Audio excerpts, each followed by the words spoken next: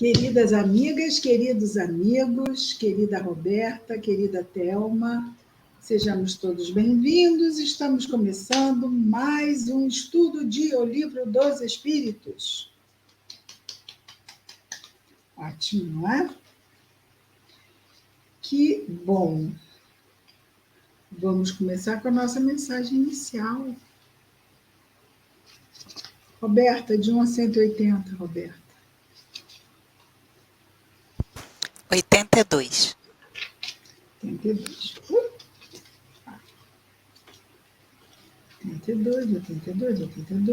82.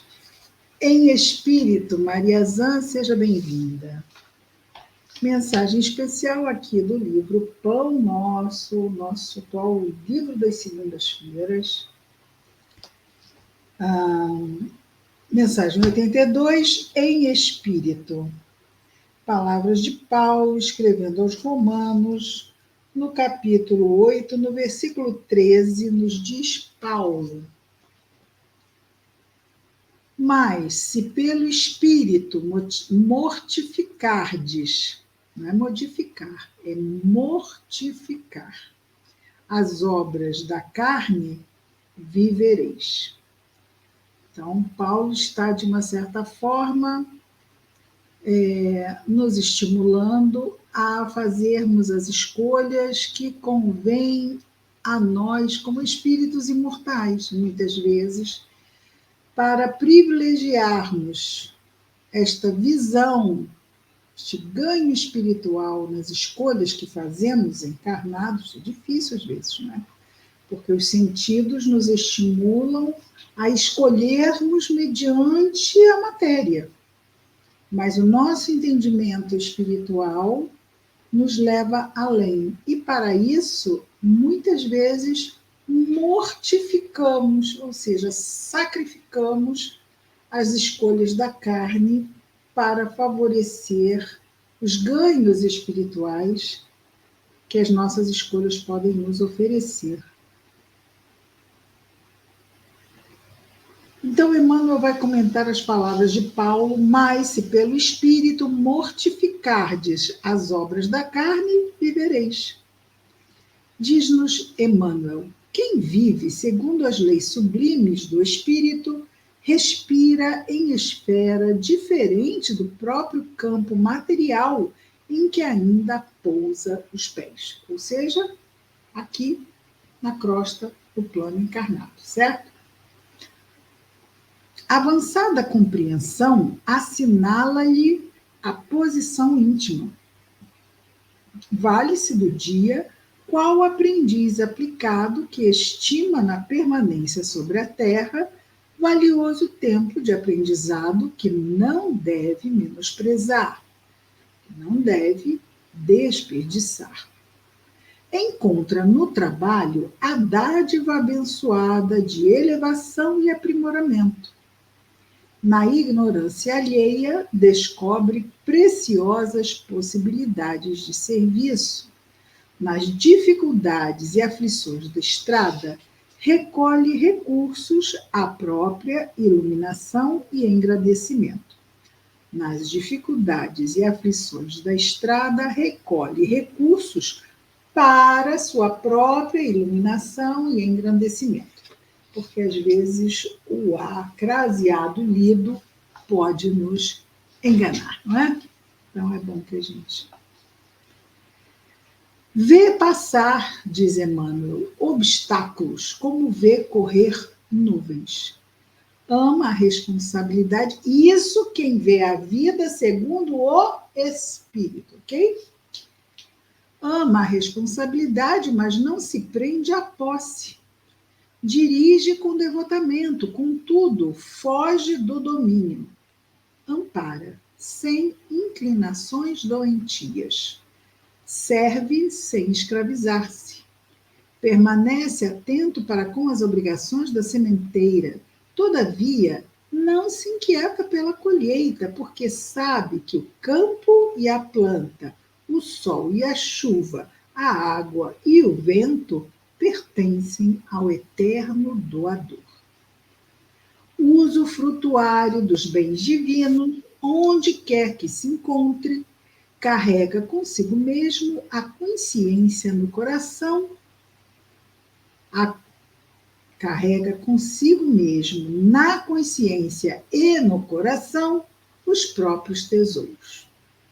Bem-aventurado o homem que segue vida afora em espírito.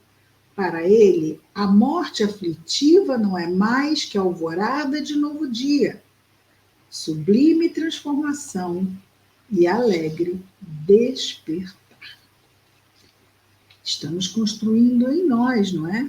Esse ser que tenha uma visão mais espiritualizada da vida e de si mesmo. Então, Maria Azul, seja bem-vinda, Regina, seja bem-vinda, Cecília, seja bem-vinda, um pouco, seja bem-vindo no chão. Muito bem, vamos então fazer a nossa prece inicial.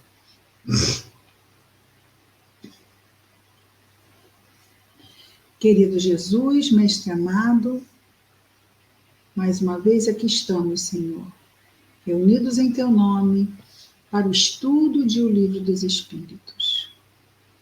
Um manancial imenso, Senhor, de esclarecimentos, de informações valiosas, expressões da verdade, da espiritualidade, que no momento se apresenta esquecida em grande parte pela nossa consciência, com relação às nossas experiências passadas, seja em outras encarnações, seja ainda no mundo espiritual. Então, entrar em contato com essas revelações, Senhor, são-nos tesouros mesmo valiosos e importantíssimos. Sobre isso, te agradecemos pela oportunidade de nos reunirmos todas as segundas-feiras para esse estudo que nos favorece imensas reflexões para o nosso dia a dia e para os desafios que nos são apresentados pela providência divina, Senhor. Ajuda-nos a estarmos atentos, a nos lembrarmos da prece, abençoa-nos os passos, abençoa a todos os nossos irmãos de humanidade, Senhor, em especial aqueles que estão neste momento em sofrimento, Jesus, aonde quer que se encontrem. Obrigado por tudo, Mestre amado. Graças a Deus.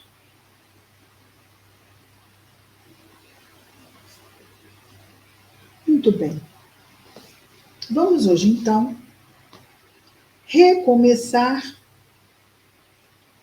porque nós estávamos já... Lemos o primeiro parágrafo do item 9. 9, né, Roberto? Não é 11 não, né? É 9. Obrigada. E vamos relê-lo, porque ele é pequeno e na continuidade da leitura é importante que a gente mantenha essa visão integral aqui do item 9. Helenice, querida, seja bem-vinda. Ana Vanessa, seja bem-vinda. Item 9, da introdução de O Livro dos Espíritos. O movimento dos objetos é um fato comprovado. A questão é saber se nesse movimento há ou não uma manifestação inteligente e, em caso afirmativo, qual a origem de tal manifestação. Então, nós temos a telecinese, que é o movimento que o encarnado faz na força fluídica do seu pensamento. Pensamento e vontade manipulam os fluidos. Então, isto é uma faculdade essa força anímica que se traduz na telecinese, que alguns poucos encarnados têm, ok? Já temos outro fenômeno, que é o fenômeno de efeitos físicos, não é? Fenômeno de transporte, onde os espíritos vão transportar os objetos, eles aparecem aqui, aparecem lá. O fenômeno de elevação dos objetos, o fenômeno de movimento. Então, são alguns fenômenos que podem ser promovidos por espíritos se utilizando de energias vitais de doadores, que são os médiuns de efeitos físicos, que doam essa energia vital, o ectoplasma, para a produção desses fenômenos de movimento. Vejamos lá a continuação que Kardec nos traz. Não falamos do movimento inteligente de certos objetos, nem das comunicações verbais, nem mesmo das que o médium escreve diretamente. Esse gênero de manifestação, evidente para os que viram e aprofundaram o assunto, não é à primeira vista bastante independente da vontade para afirmar a convicção de um observador novato.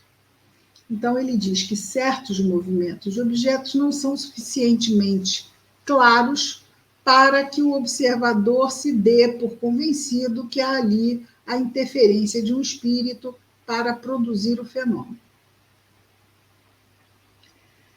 Não trataremos, portanto, senão da escrita. Então, ele não vai falar do movimento de objetos, ok? Ele vai dizer aqui: não trataremos, portanto, senão da escrita obtida com auxílio de um objeto qualquer, munido de um lápis, tal como a cesta, a prancheta, etc. A maneira pela qual os dedos do médium são postos, sobre o objeto, desafia, como já dissemos, a mais perfeita destreza de sua parte em poder participar de algum modo no traçado das letras. Então, se um lápis está preso numa cesta, imaginemos que o livro seja a cesta, o lápis está aqui. As pessoas põem a mãozinha aqui, não é, no objeto e o lápis que está preso aqui vai escrevendo. Vamos combinar que ia exigir uma enorme destreza para que as pessoas fizessem movimentos exatos para fazer o lápis escrever. É interessante, né? Porque é mais difícil acreditar nisto do que acreditar que são espíritos que fazem o fenômeno. Mas muitos acreditam que, não, olha, isso aí é um truque, são as pessoas que estão com a...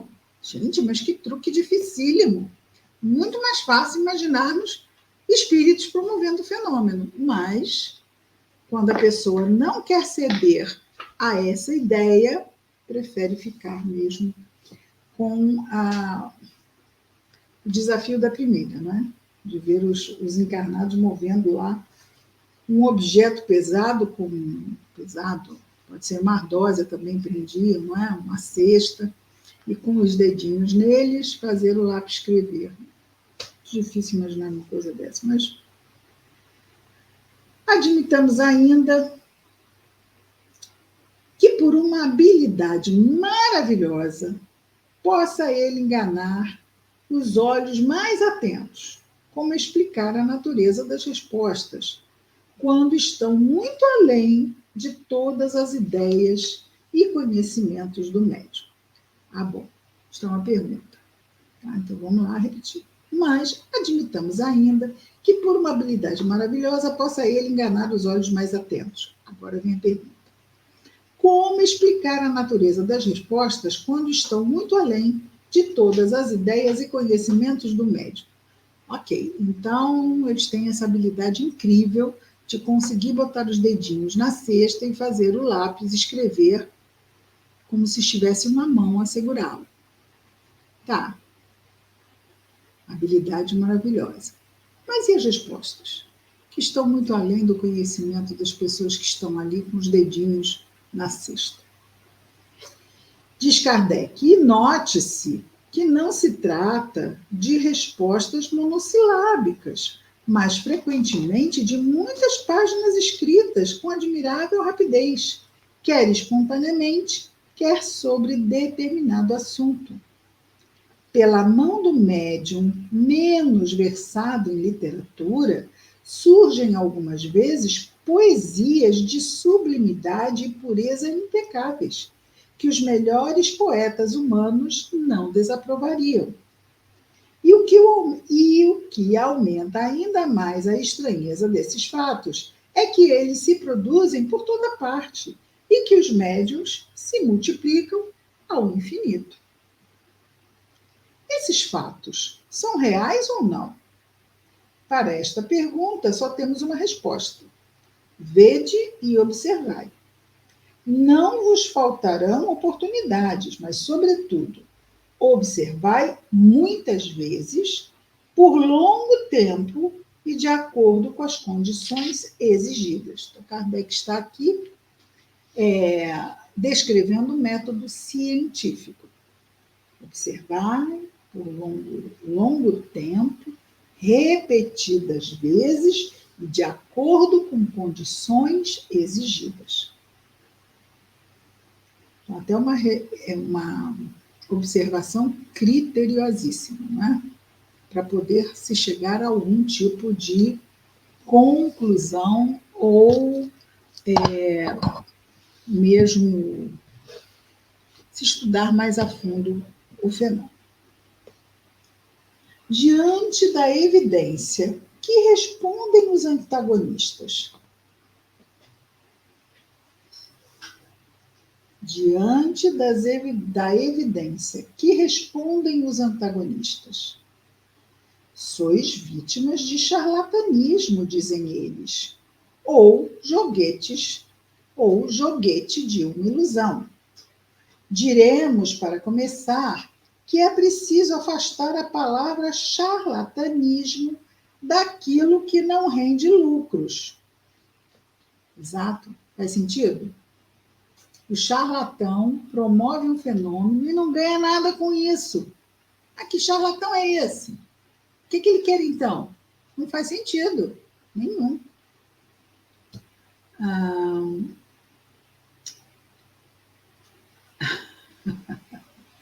Obrigada, Helenice. Helenice está dizendo que o meu gato é lindo.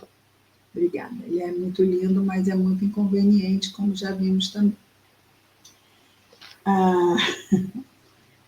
Então, vamos lá. Então, não adianta falar de charlatanismo quando o charlatão é desinteressado em ganhar alguma coisa. Não faz sentido. Seria, quando muito, uma mistificação, ou seja, espíritos enganadores promovendo um fenômeno. Nem faz sentido, não é? Porque na mistificação teria que haver um espírito de qualquer forma. Só que é um espírito embusteiro. Tá? Ah, Cristina, mas não pode ser uma mistificação quando o médium mistifica? Aí não é uma mistificação, é um embuste. Veja? O médium pode ser um embusteiro. Desculpa, eu não estou me lembrando de uma palavra que é essa.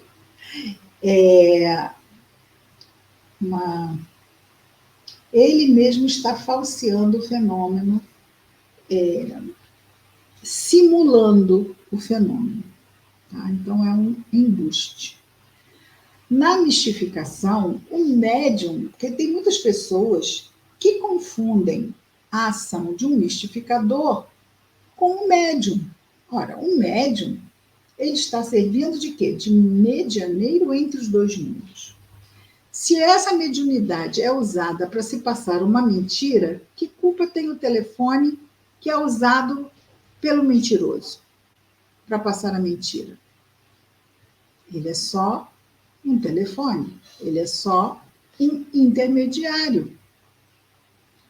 Então tem que se ter muito cuidado, porque tem muitos médiums, por falta de estudo dos grupos, que são tratados como se eles tivessem meio que cumplicidade na coisa. Mas isso é uma ignorância, não é? Por quê? E muitos médicos se sentem muito mal de estarem sendo usados para uma mistificação. Mas por que mal? Um mistificador é um espírito sofredor como outro qualquer, como um criminoso. Efetivamente, é uma mente doentia, ou por ser rebelde, ou porque razão, mas não está em seu pleno equilíbrio. Por quê? Porque está promovendo decisões em que se sabota, em que tudo vai se voltar contra ele. Mas aí, por ignorância do conhecimento das questões espirituais, ele pode estar achando mesmo que pode fazer o que quiser, que se não for pego vai ficar por isto mesmo num sinal de ignorância das questões espirituais. Ok, né? Mas, em termos do fenômeno mediúnico, nós temos duas situações. Uma, quando o médium é um mentiroso. Outro, quando o mentiroso é o espírito. O médium, de repente, não sente nada. Mas ele quer chamar a atenção do grupo que participa. Então, ele lá simula isso, simula aquilo.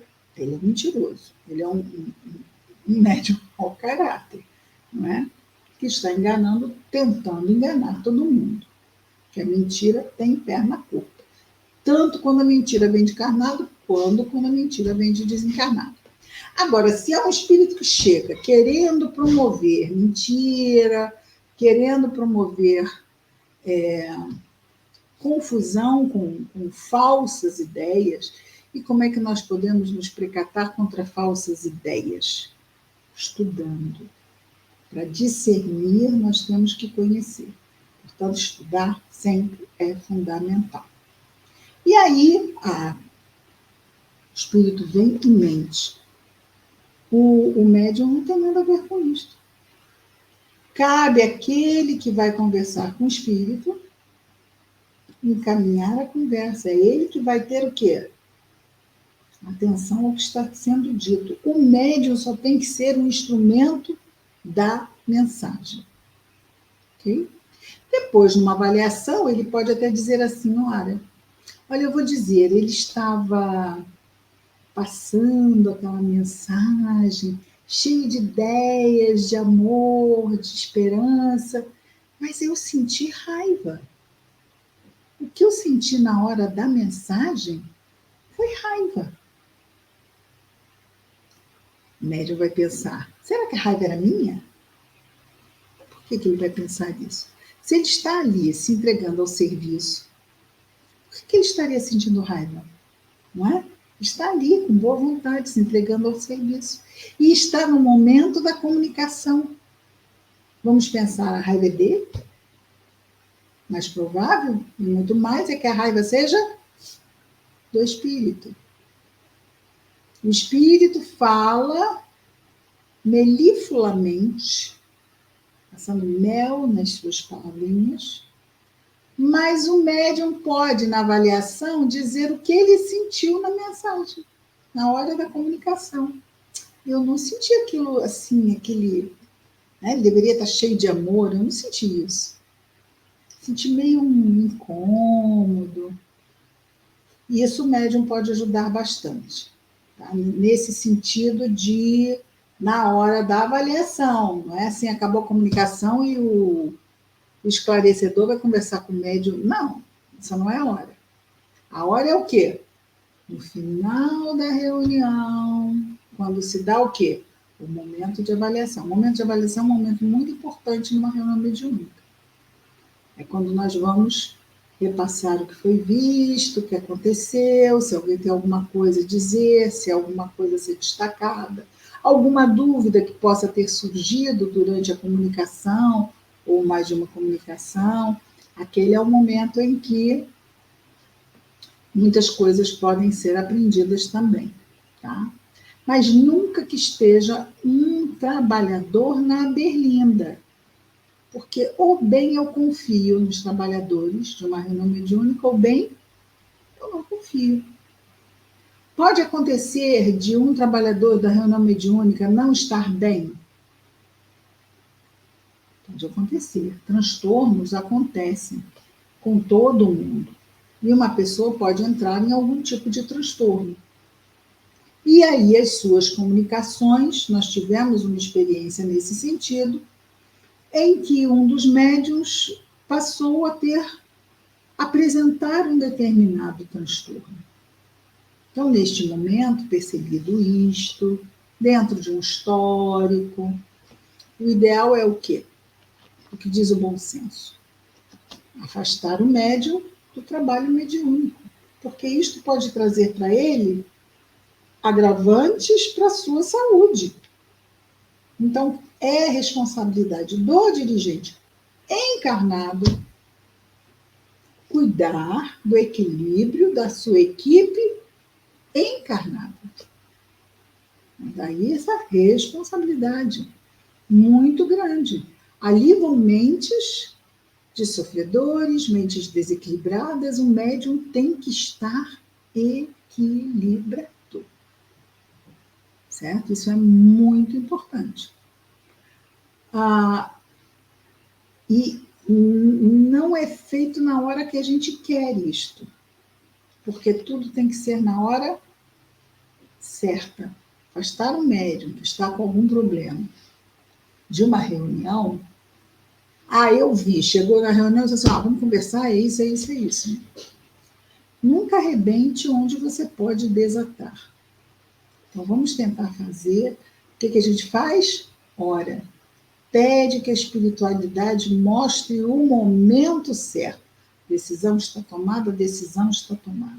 E eles vão criar uma situação em que a conversa vai vir, em que o outro vai, sem perceber, concordar com tudo que é dito. Participamos de 2 situações em que isso aconteceu e foi exatamente assim. Os médiuns concordam com tudo. E depois é muito interessante, porque ficam meio que chocados como é que concordaram com tudo. Depois querem conversar de novo, mas espera aí, não houve problema, agora tem? Olha que interessante, não é? Mas quando as coisas precisam ser feitas, a espiritualidade não vai fazer por nós, não vai vir aqui um amigo espiritual por um médium para afastar um outro médium da reunião. Olha, eu sou o fulano de tal, vim aqui porque esse médium tal não está bem, precisa ser afastado. Vamos esperar isso dos espíritos? Não vamos esperar isso dos espíritos, porque não é tarefa deles.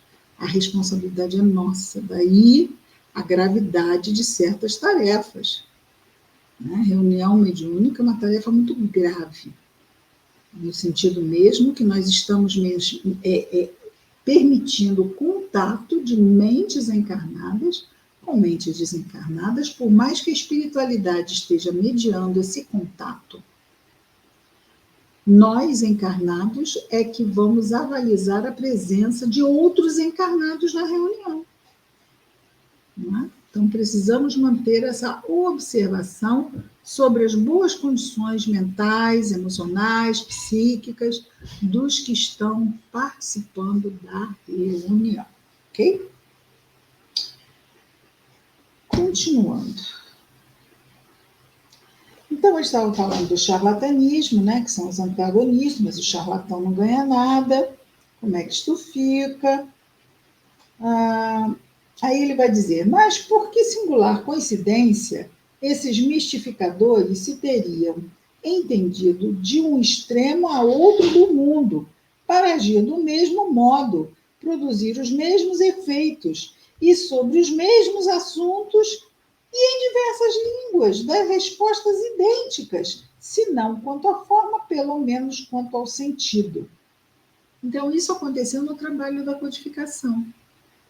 Como é que vamos chamar de charlatanismo as respostas que os espíritos davam em outros, né, nos continentes, na Austrália, na Europa, nos Estados Unidos, e Kardec enviava as perguntas e recebia as respostas e comparava as respostas. E as respostas batiam, muitas delas. Então, como é que isso pode ser esse charlatanismo? Como é que isto era combinado entre pessoas de continentes diferentes e idiomas diferentes? E Kardec não tinha problema quanto a isso, porque era um poliglota, não é? Mas como é que isto se fazia? Tudo à carta, levada a navio. E ele diz: como é que pessoas sérias, honradas e instruídas se prestariam a semelhantes manobras? E com que fim? Como achar em crianças a paciência e a habilidade necessárias? Porque muitos médiuns eram jovenzitos, né? Eram muito jovens, eram adolescentes de 13 anos. Então, quer dizer, como é que vai se imaginar que jovens assim, tão jovens, tivessem essa sagacidade de enganar neste nível? Porque se os médiuns não são instrumentos passivos, é preciso que tenham habilidade e conhecimento incompatíveis com uma certa idade e certas posições sociais. Então, às vezes o conteúdo vem muito erudito em mentes com pouca instrução. Como é que se resolve isso? Não é? Ou em mentes com pouca instrução, porque não as tiveram, ou com pouca instrução, porque ainda são muito jovens para ter maior instrução, não é? Então, acrescentam que, se não há fraude, esses detratores, né, os antagonistas, acrescentam, então, que, se não há fraude, os dois lados podem ser vítimas de uma ilusão. Em boa lógica, a qualidade das testemunhas tem um certo peso. Ora, é o caso de perguntar se a doutrina espírita, que conta hoje milhões de adeptos, só os recruta entre os ignorantes? Então, nós imaginarmos que todos estão numa ilusão, que não sabem discernir sobre nada, mas todos, milhões de pessoas, todos. Os fenômenos em que ela se apoia, a doutrina espírita, são tão extraordinários que concebemos a dúvida. Diz Kardec, os fenômenos são tão extraordinários que concebemos a dúvida. Porém, o que não se poderia admitir é a pretensão de certos incrédulos ao monopólio do bom senso, ou seja, a verdade está com eles e apenas com eles. E que, sem respeito às conveniências e ao valor moral dos adversários, taxem de ineptos, sem a menor cerimônia, os que não concordam com seus pareceres. Ou seja, não se leva valor a nenhum outro que tenha opinião diferente das grandes mentes, não é? Mesmo que as outras mentes também sejam grandes.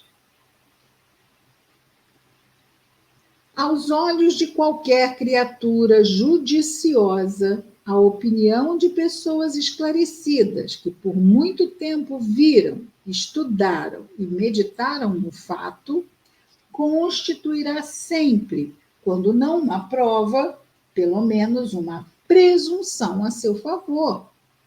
Um grande indício. Já que pode prender a atenção de homens sérios que não têm interesse em propagar erros, nem tempo a perder com futilidade. Muito mais tempo perde o antagonista, que está ali perdendo tempo, tentando atacar algo que não entende o suficiente, e pessoas sérias que não têm nenhuma razão de interesse na produção desses fenômenos. Os donos da verdade não estão circunscritos ao século XIX, infelizmente, não é? Existiram nos séculos anteriores e também nos séculos posteriores, inclusive no nosso, né? Que continuamos tendo muitos detentores da verdade. E se as pessoas acham que estão com a verdade, tudo bem. Eu não posso desmerecer a verdade do outro, assim como o outro não pode desmerecer a minha verdade.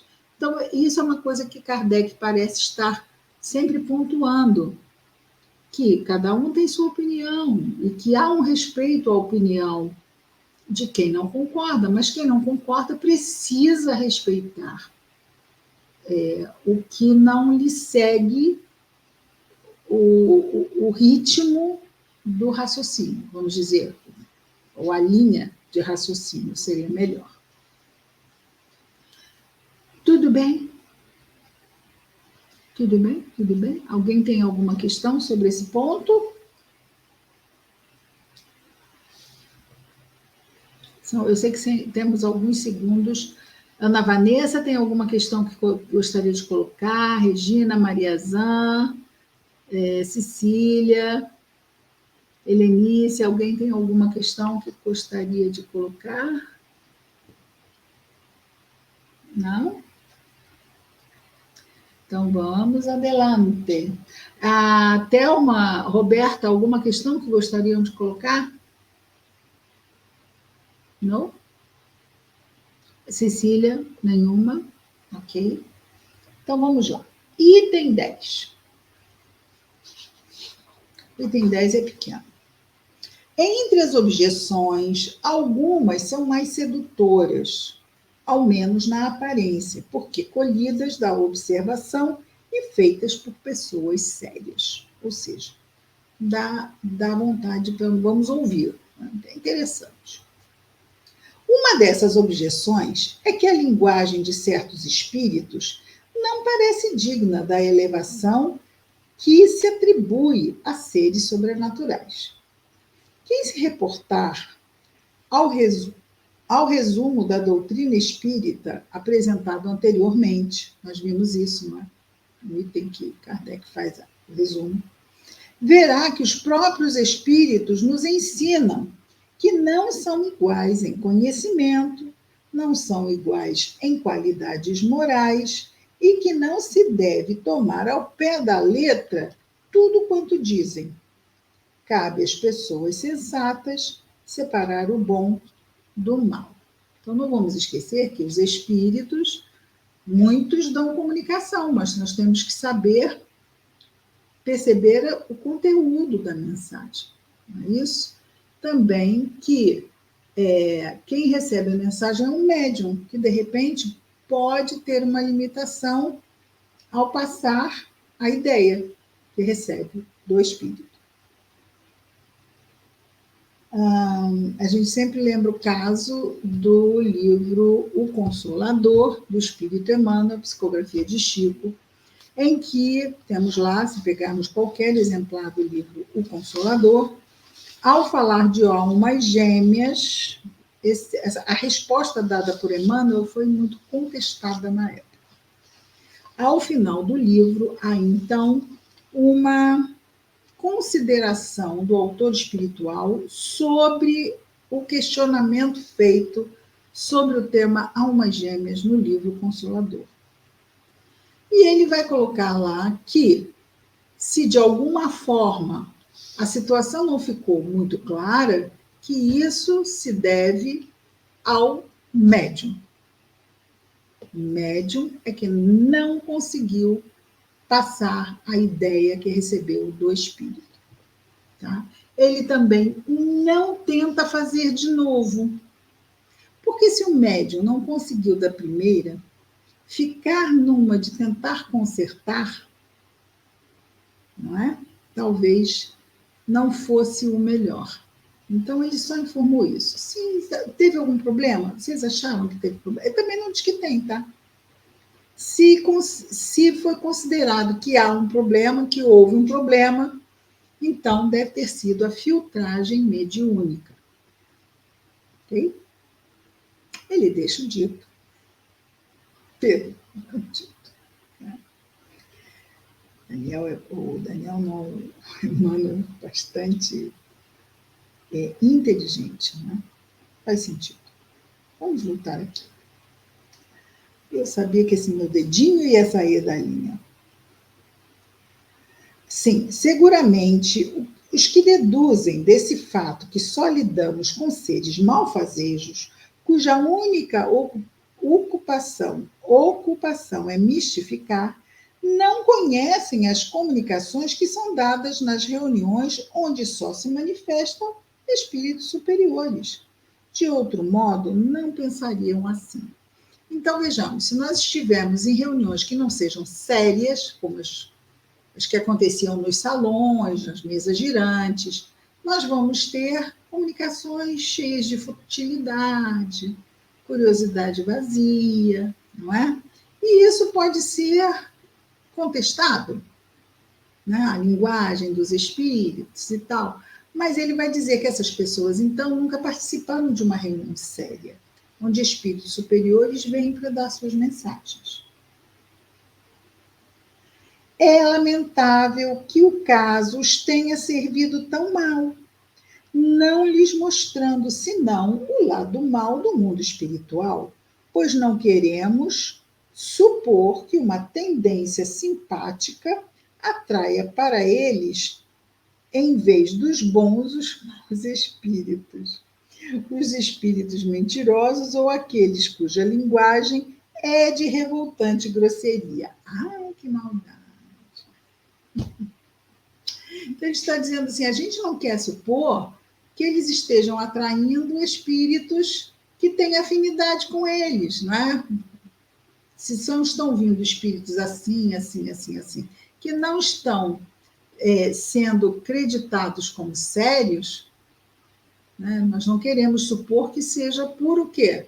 Por afinidade, que eles estejam atraindo espíritos como eles. Então, não é isso. Poder-se-ia, no máximo, concluir que a solidez dos princípios dessas pessoas não é bastante forte para afastar o mal, achando certo prazer em lhes satisfazer a curiosidade, os maus espíritos disso se aproveitam para se insinuar entre elas, enquanto os bons se afastam. Então, muitas vezes, eles não têm comunicações melhores porque não favorecem devido à própria predisposição, que vai afastar os bons espíritos e deixar campo para que aqueles que querem atiçar, botar mesmo fogo na situação, fica ali o campo aberto para esse tipo de espírito. Continua Kardec dizendo: julgar a questão dos espíritos por esses fatos seria tão pouco lógico quanto julgar o caráter de um povo pelo que se diz e faz numa reunião de estouvados ou de gente de má fama, da qual nem participam os sábios, nem as pessoas sensatas. Essas criaturas se encontram na situação de um estrangeiro que, chegando a uma grande capital, pelo mais desprezível de seus subúrbios, julgasse todos os habitantes pelos costumes e pela linguagem desse bairro ínfimo. Deu para entender o que ele está dizendo? Ele está dizendo que o mundo espiritual não pode ser julgado, né, os espíritos que se comunicam, se nós só acabamos atraindo espíritos malfazejos.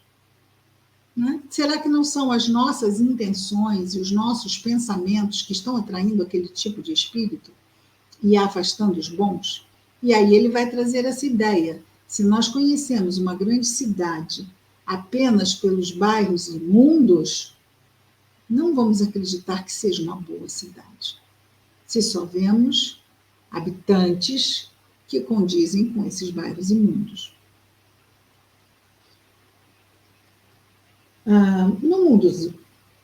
No mundo dos espíritos também há uma sociedade boa e uma sociedade má.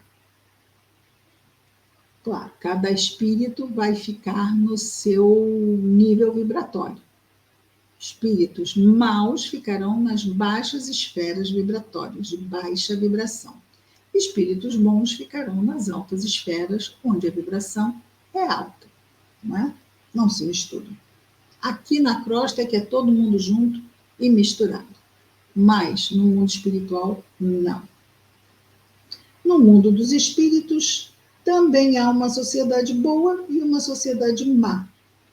Dignem-se essas pessoas de estudar o que se passa entre os espíritos de escola, os espíritos elevados, e se convencerão de que a cidade celeste não contém apenas a escória popular. Ou seja, ele está falando do mundo espiritual e não das esferas elevadas, ok? Mas, perguntam elas, os espíritos de Skol vêm até nós? A isso responderemos. Não fiqueis no subúrbio. Vede, observai e julgai. Os fatos aí estão para todos, a menos que a elas se apliquem estas palavras de Jesus. Tem olhos e não veem, tem ouvidos e não ouvem. Então, há aqui uma dificuldade em discernir. Por quê? Porque já estão armados de preconceito, já estão armados mesmo como antagonistas.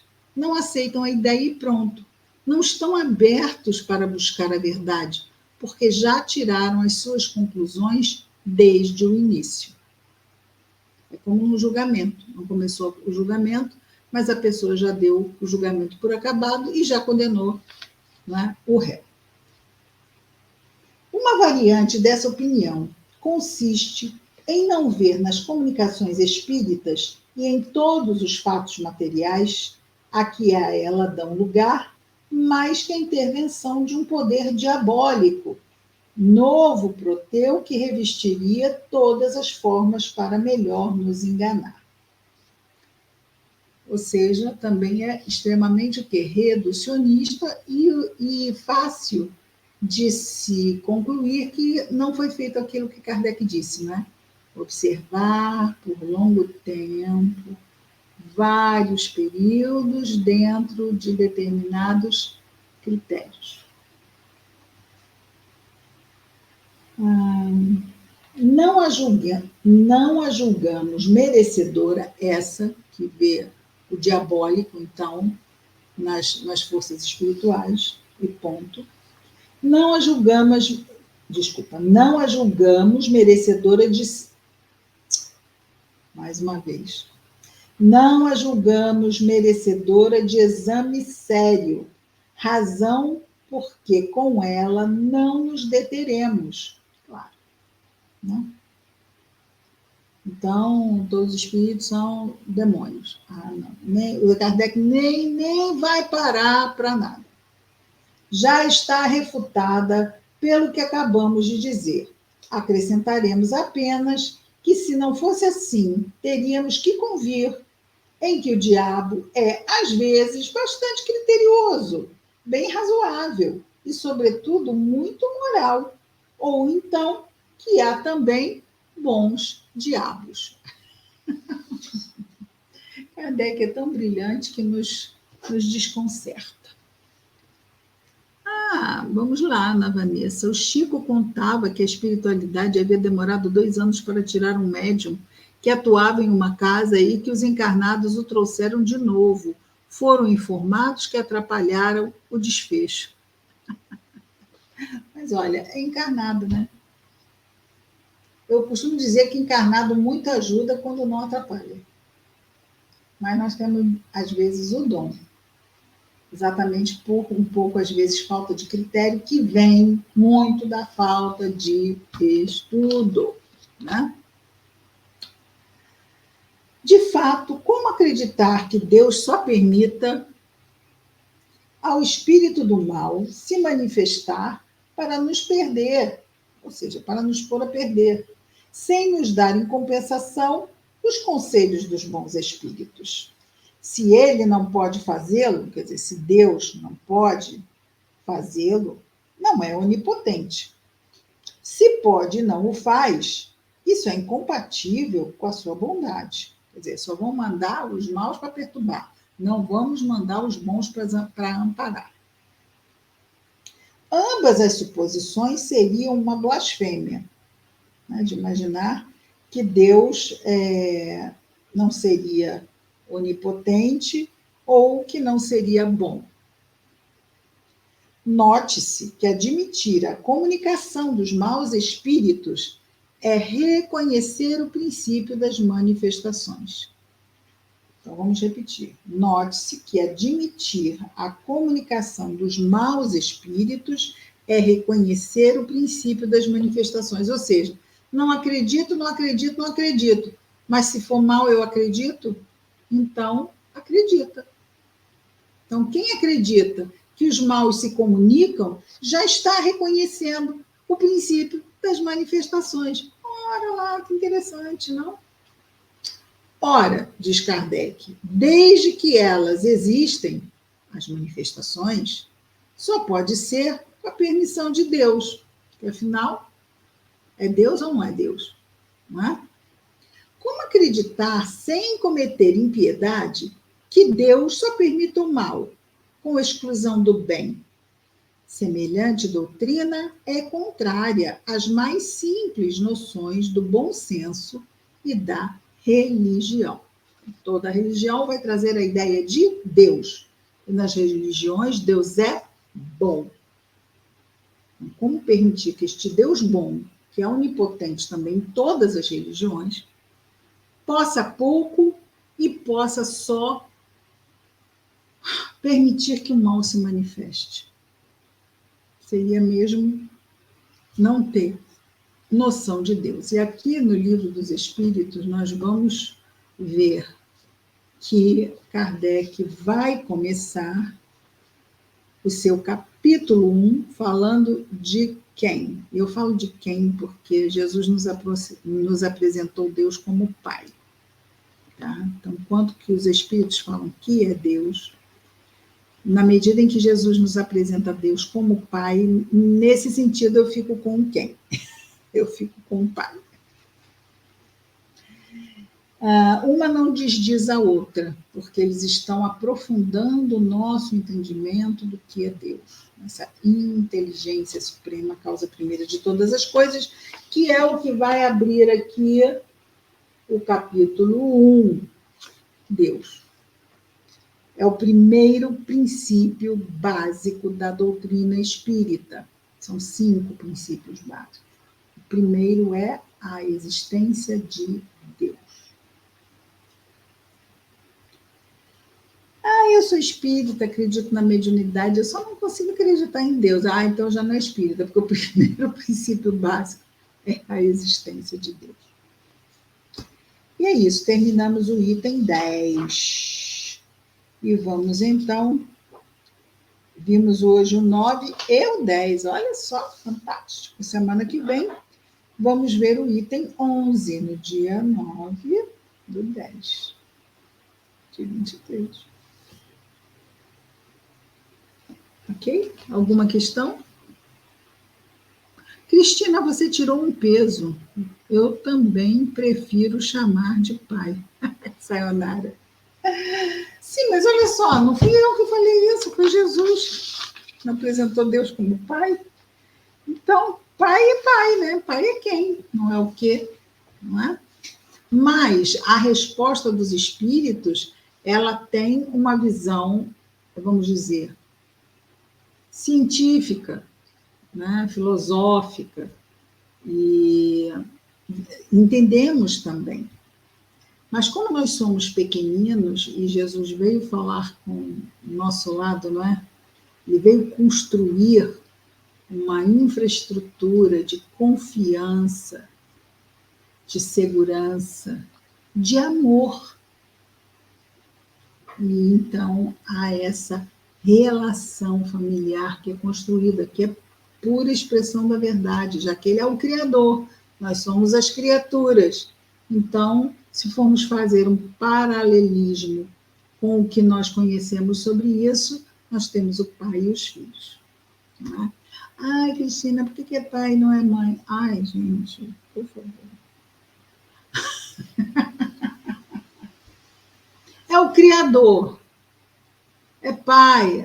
Podia ser mãe? Podia, mas não é pai. Jesus usou a figura do pai. Vamos ficar assim que dói menos. Né? Não vamos esquecer, no tempo de Jesus, a sociedade era patriarcal. Então, como é que ele ia falar? Mãe, não vale nada, né? Deus não vale nada. O que a mulher valia naquele tempo? Ele dizia que, não, deixa, pai tinha todo um status naquela sociedade. E Deus tem todo um status no universo. Né? Então, vamos entender, por favor, que nós estamos entrando em contato com lições que, à época, tinham suas razões para terem sido passadas como foram passadas.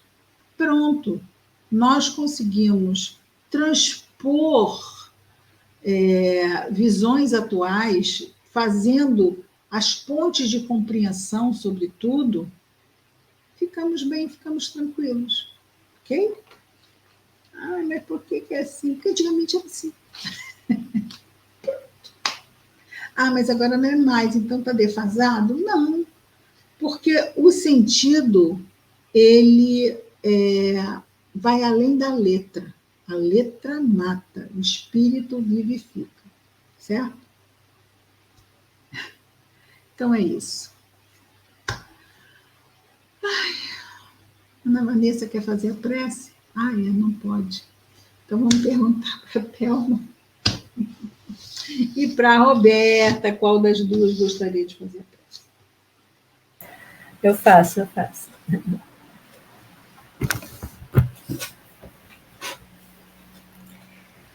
Amado Mestre Jesus, Espíritos benfeitores do Lar Espírita Servos de Maria, o anjo guardião de cada um de nós aqui presentes, agradecemos essa noite de estudo, de esclarecimentos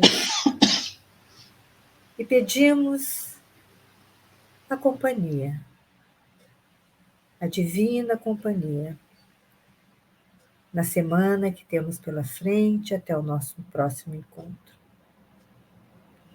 Que possamos, na nossa rotina diária, colocar em prática os nossos novos conhecimentos, colocar em prática tudo aquilo que essa doutrina nos traz para valorizar o nosso eu.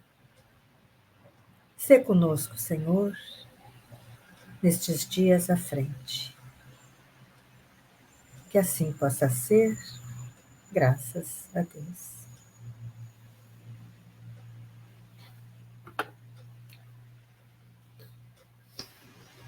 Então, queridos, queridas, semana que vem estaremos. A Ana Vanessa disse que a prece dela ia demorar muito.